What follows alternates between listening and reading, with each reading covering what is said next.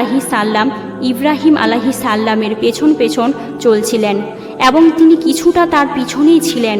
ইবলিস তখন ইসমাইল আলাইহিস সালামকে হাতের ইশারায় ডেকে বললেন। ইব্রাহিম আলাইহিস সালাম এর থেকে আরও তো দূরত্ব নিয়ে গেল। এরপর সে ইসমাইলকে বলল, ও ইসমাইল, তুমি কি জানো তোমার পিতা তোমাকে কোথায় নিয়ে যাচ্ছে? ইসমাইল আলাইহিস সালাম বললেন, কেন, দাওয়াত খেতে নিয়ে যাচ্ছে? ইবলিস বলল, বালক, তুমি তো অত্যন্ত কচি ও ছোট, তোমার মন সাদাসিধে ও ভোলা ভালা, তাই তোমার পিতা তোমাকে দাওয়াত খাওয়ার কথা বলে ধোঁকা দিয়েছে। ইসমাইল আলাইহিস সালাম বললেন, তুমি কেমন কথা বলছো? কেন আমার পিতা আমাকে ধোঁকা দেবে? আমি তার একমাত্র সন্তান। এতদিন পরে তিনি আমার সাথে দেখা করতে এসেছেন, ধোঁকা দেওয়ার উদ্দেশ্যে কি হতে পারে তার? ইবলিস বলল, ও ইসমাইল, তুমি জেনে রাখো, তোমার পিতা তোমাকে দাওয়াত খাওয়ার কথা বলে ধোঁকা দিয়ে কোরবানি করার জন্য নিয়ে যাচ্ছে। মিনার পাহাড়ে গিয়ে তিনি তোমাকে কোরবানি করে দেবেন। ইসমাইল আলাইহিস সালাম বললেন, এটার কোনো যুক্তি হতে পারে যে কোনো পিতা তার একমাত্র সন্তানকে বিনা কারণেই কোরবানি দেবেন? ইবলিস তখন বলল, ও ইসমাইল, তোমার পিতা বিনা কারণে তোমাকে কোরবানি করবেন না। আল্লাহ রাব্বিল আলামিন নির্দেশ দিয়েছেন তিনি যেন তোমাকে তার রাস্তায় কোরবানি করেন, আর আল্লাহর নির্দেশ পালন করার জন্যই তোমার পিতা তোমাকে মিনার পাহাড়ে কোরবানি করার জন্য নিয়ে যাচ্ছেন। তখন ইসমাইল আলাইহিস সালাম বললেন, আল্লাহ রাব্বুল আলামিন এই দুনিয়াতে এত মানুষের মধ্যে হতে যদি আমাকে তার রাস্তায় কোরবানি করার জন্য কবুল করে থাকেন, তাহলে এর চাইতে বড় সৌভাগ্যের ব্যাপার তো আমার জন্য আর কিছুই হতে পারে না। আমি বুঝতে পেরেছি তুমি ইবলিস। তুমি জেনে রাখো, আল্লাহ রাব্বুল আলামিন যদি আমাকে লক্ষ কোটি জীবন দিতেন, আর সেই লক্ষ কোটি জীবনকে আল্লাহ রাব্বুল আলামিন যদি তার রাস্তায় কোরবানি করার জন্য বলতেন, তাহলে আমি প্রস্তুত থাকতাম। ও ইবলিস, তুমি আমার কাছ থেকে এখনই দূর হয়ে যাও। আমি তোমার থেকে আল্লাহর কাছে আশ্রয় প্রার্থনা করছি। আউযু বিল্লাহি মিনাস শাইতানির রাজিম। এরপরে হজরত ইসমাইল আলাইহিস সালাম ইবলিসকে লক্ষ্য করে পাথর মারতে লাগলেন। ইসমাইল আলাইহিস সালামের স্মৃতিচারণ করে আজ পর্যন্ত হাজিরা হজে গিয়ে শয়তানকে পাথর মারে। এরপরে হজরত ইব্রাহিম আলাইহিস সালামের পুত্রকে ইসমাইল আলাইহিস সালামকে নিয়ে মিনার পাহাড়ে উপস্থিত হলেন। কোরবানি করার সময় জাতির পিতা হজরত ইব্রাহিম আলাইহিস সালাম তার সাথে একটি পরামর্শ করে চাইলেন। কোরআনের ভাষায় ইব্রাহিম আলাইহিস সালামের পরামর্শের বাক্যগুলি ছিল এইরূপ, ইয়াহু নাইয়া, তিনি আছেন।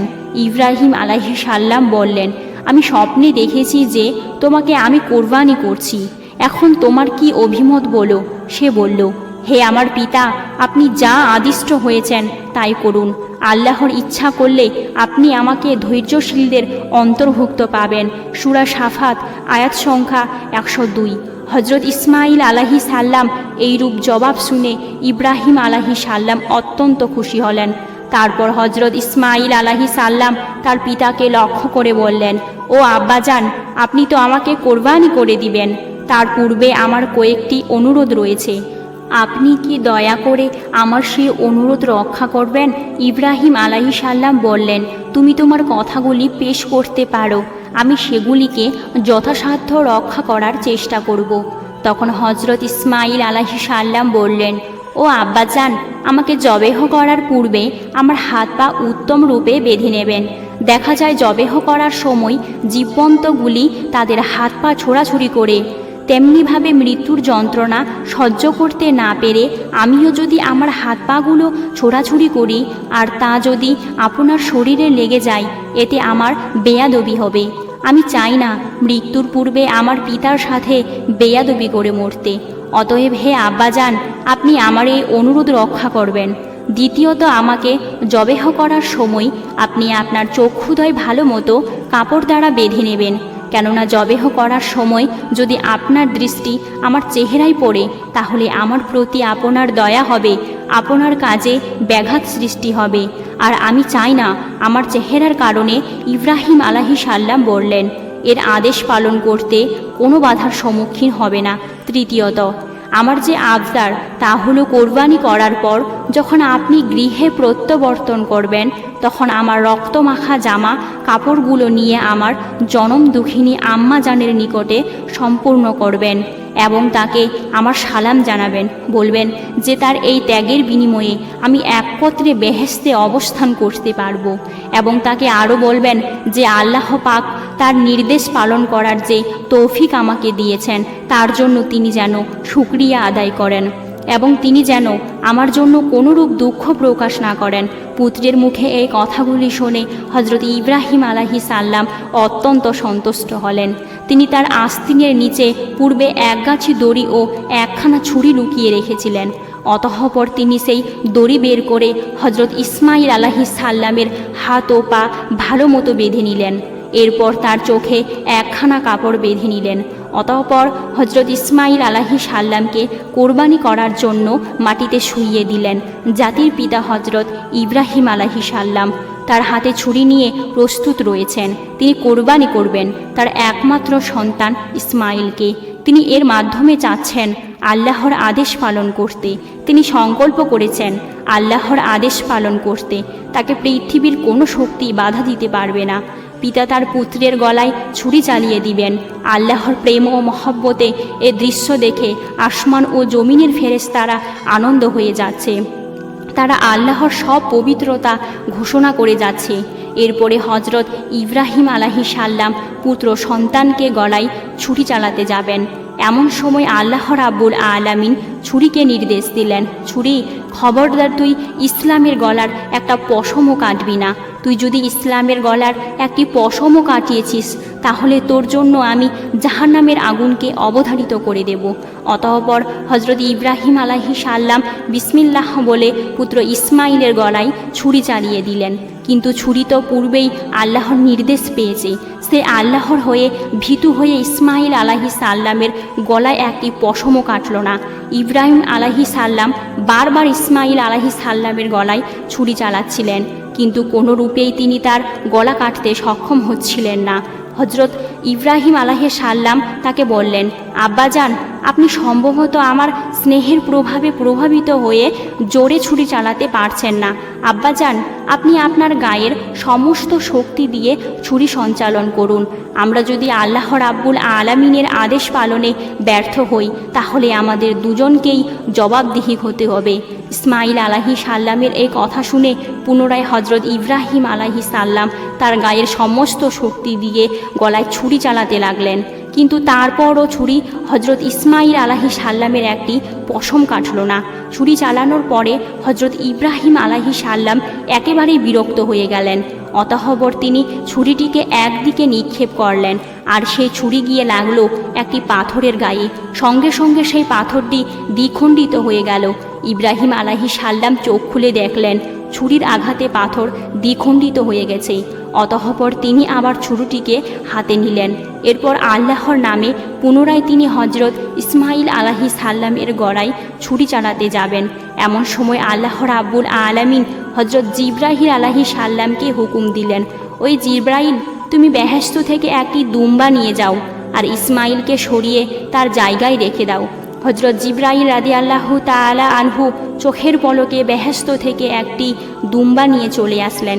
প্রিয় দর্শক, এখানে একটি কথা বলে রাখা ভালো, এই দুম্বাটি ছিল হজরত আদম আলাইহিস সালামের নেক সন্তান হাবিলের কোরবানিকৃত দুম্বা, যেটি আল্লাহ রাব্বুল আলামিন এতদিন বেহেশতে সংরক্ষণ করে রেখেছিলেন। অতঃপর হজরত জিবরাইল আলাইহিস সালাম ইসমাইল আলাইহিস সালামকে সরিয়ে ইব্রাহিম আলাইহিস সালামের ছুরির নিচে সেই বেহেশতের দুম্বাটি রেখে দিলেন।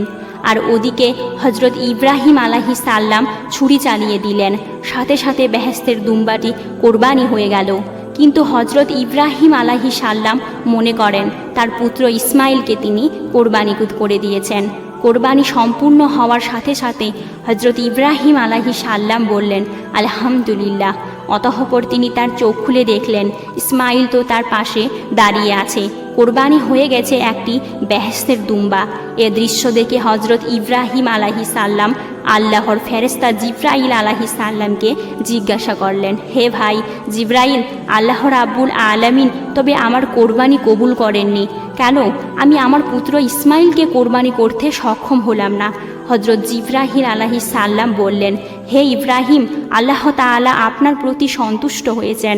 আপনি তার নির্দেশ পালন করতে গিয়ে সেও পুত্রকে কোরবানি করতে উদ্যত হয়েছিলেন এবং আপনার পুত্র যেভাবে আল্লাহর নির্দেশ মান্য করে সেও প্রাণ ও রায়ে উৎসর্গ করে প্রস্তুতি হয়েছিলেন, তাতেই আল্লাহ পাক আপনাদের পিতা ও পুত্র উভয়ের উপর অত্যন্ত সন্তুষ্ট। তিনি আপনাদের উভয়কেই পরীক্ষা করেছিলেন এবং আপনারা সেই পরীক্ষায় উত্তীর্ণ হয়েছেন। আল্লাহ রাব্বুল আলামিন আপনার উপর সন্তুষ্ট হয়ে বেহেশত থেকে একটি দুম্বা প্রেরণ করেছিলেন আর সেই দুম্বাটিকে আপনি কোরবানি করেছেন। হজরত জিব্রাইল আলাইহিস সালামের মুখ থেকে এই কথা শ্রবণ করার পর হজরত ইব্রাহিম আলাইহিস সালাম পুনরায় আল্লাহ রাব্বুল আলামিনের শুকরিয়া আদায় করলেন। আল্লাহ রাব্বুল আলামিন হজরত ইসমাইল আলাইহিস সালামকে কোরবানি দেওয়ার জন্য ইব্রাহিম তার পুত্রকে জবেহ করার জন্য কাত করে শায়িত করল। আর তখনই আমি তাকে আহ্বান করে বললাম, এই ইব্রাহিম, তুমি তোমার স্বপ্নের আদেশ সত্যিই পালন করলে, আর এইভাবেই আমি সৎকর্ম পরায়ণদেরকে পুরস্কৃত করে থাকি। নিশ্চয়ই এটা ছিল একটা স্পষ্ট পরীক্ষা, আর আমি তার পরিবর্তে এক হৃষ্টপুষ্ট যন্ত্র জবেহ করেছিলাম এবং আমি তা পরবর্তীর জন্য নির্দেশন করে রেখেছি। ইব্রাহিমের ওপর শান্তি বর্ষিত হোক।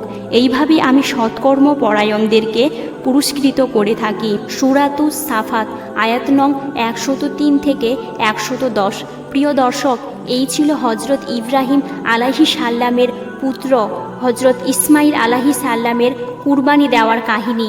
আল্লাহ রাব্বুল আলামিন জাতির পিতা হজরত ইব্রাহিম আলাইহিস সালামের এই ত্যাগ তিতিক্ষা ও আল্লাহর প্রেম থেকে আমাদেরকেও শিক্ষা লাভ করার তৌফিক দান করুক।